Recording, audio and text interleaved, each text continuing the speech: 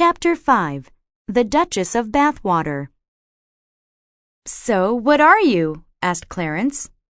Said Marvin. It was after school. He had just walked out of class with Nick and Stuart. "He's a prince," said Nick. Marvin wished Nick hadn't said that. Clarence glared at Marvin. Marvin shrugged. "I'm sorry I pushed you this morning," said Clarence. "Huh?" said Marvin. "Oh, well, that's okay. I don't mind." Clarence held out his hand. Marvin shook it. "Ha!" laughed Nick. "You're afraid Marvin'll throw you in the dungeon." "I wouldn't do that," Marvin told Clarence. He wished Nick would quit saying things that could make Clarence mad. Clarence looked at Marvin. "Do you want a quarter?" he asked. Marvin shook his head. Stuart elbowed him. "Take it, Marvin," he whispered. Clarence pulled a quarter out of his pocket. "Here, you can have it." "No, that's okay," said Marvin. "Take it," said Clarence. Marvin took it. "Thanks," said Clarence. "You're welcome," said Marvin.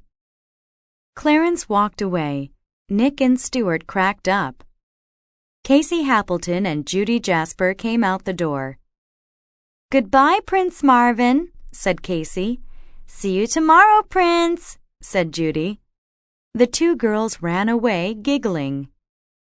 Marvin looked at the quarter. He wished Clarence hadn't given it to him. "A quarter is nothing to a prince," said Stuart. "Do you know how much your allowance is going to be?" $100 a week?" guessed Nick. "More," said Stuart. "1,000?"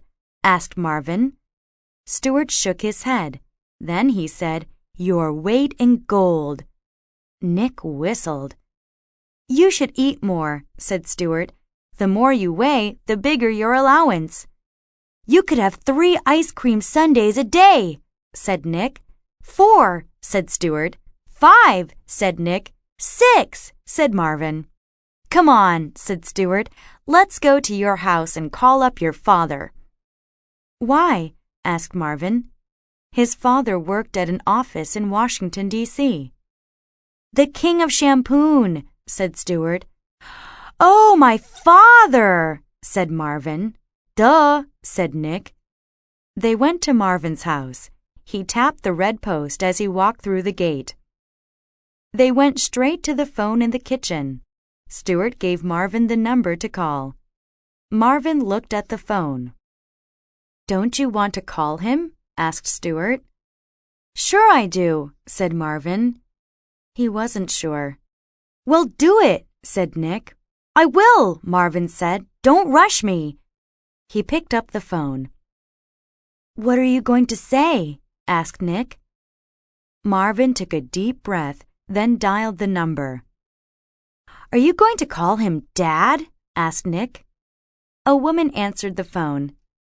"How may I direct your call, please?" she asked.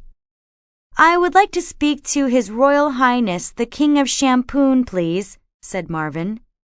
"Oh, that's good," said Nick.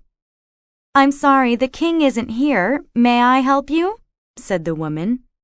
"It's me!" exclaimed Marvin. "I'm the king's son, the one he's looking for." "And your name?" "My name?"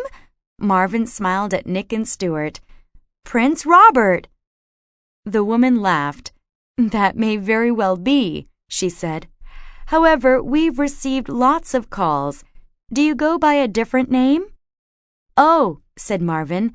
"Marvin Redpost." "And when can you come in for your test?" "My test?" "Yes, a blood test." "Oh," said Marvin. "I was afraid I'd have to know the capital of Shampoo or stuff like that." The woman laughed. "No, it's not that kind of test," she said. Marvin liked the way the woman laughed. It sounded almost as if she was singing. "How about 11 o'clock tomorrow?" she asked. "I have school," said Marvin. 4:30? asked the woman. "Okay," said Marvin. She told him where to go for the test. It was at the Watergate Hotel in Washington, D.C., 5th floor. Excuse me, are you my mother? Asked Marvin. What? The Queen? Asked Marvin. She laughed again. No, she said. I'm just... She stopped. I'm Lady Jennifer, Duchess of Bathwater. Oh, said Marvin. Well, it was very nice talking to you, Lady Jennifer. It was nice talking to you, Marvin. I hope you really are Prince Robert. I like you.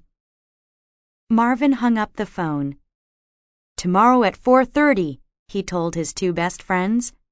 Now all I have to do is get my mom to take me there.